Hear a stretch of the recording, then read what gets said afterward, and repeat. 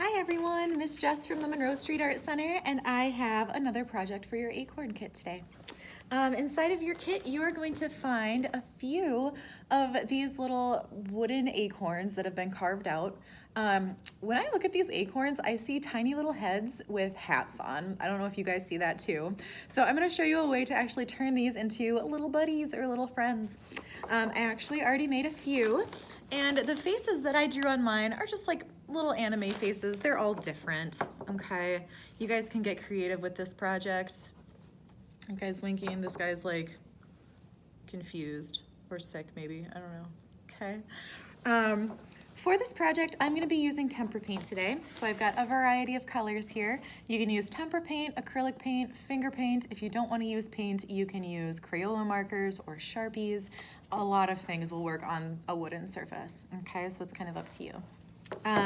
So for my next one, I am going to first paint it before I add a face to it, which means I do need to leave a little bit of dry time.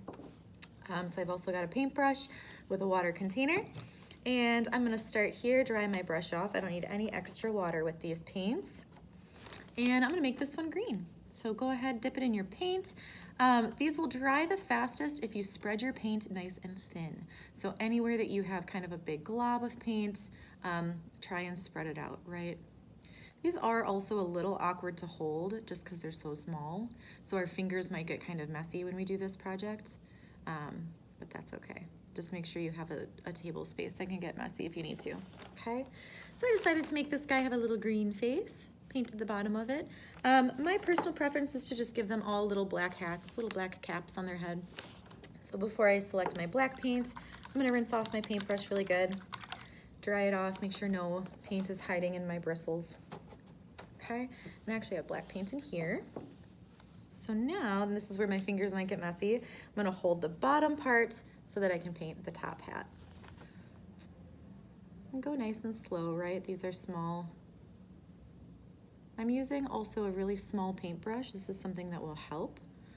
If you have a brush that's too big, it's kind of clumsy and it gets kind of hard to control where your paint is going. So a nice small paintbrush will work the best. Okay.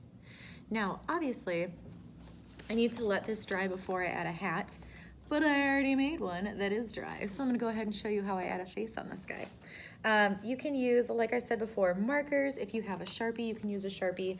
Ideally, if you have a skinny Sharpie, this is like one of the ultra fine point Sharpies, these work great because they're small felt tips so that you can do tiny details, okay? So on this guy, I'm gonna do a little tiny face. And I don't know what's easiest, if it's easiest to hold it like this or if it's easiest to set it on the table, you can set it down. I just wanted to make almost like little tiny anime expressions on their faces. You can do any kind of face you want. Silly face, serious face, happy face, sad face. Okay. And if I had some glitter paint or something, I could even do some glitter paint over the top. There's my little acorn buddy. Okay, so you can just have a little collection of these. I don't know what you want to do with them. They're super cute. You could put them in a friend's mailbox as just something small to sort of cheer up their day. Okay, so anyways, have fun. I can't wait to see what you come up with.